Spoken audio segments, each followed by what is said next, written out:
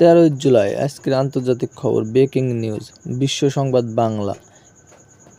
স্বাগতম আন্তর্জাতিক সংবাদে। আজ 13 জুলাই, চলুন জেনে নেই আজকের গুরুত্ব 5টি আন্তর্জাতিক খবর।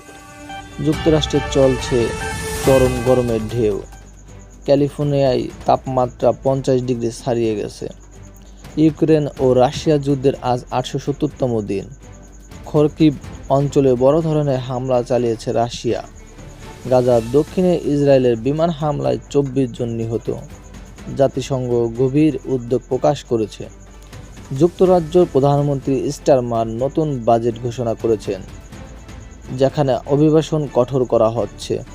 ভারতের মুম্বাই ভারী বৃষ্টিতে যান চলাচল বন্ধ। অন্তত 5 জন নিহত হয়েছে বলে জানা গেছে। আরও আপডেট পেতে সাবস্ক্রাইব করুন। দেখা হবে পরের খবরে। আসসালামু আলাইকুম।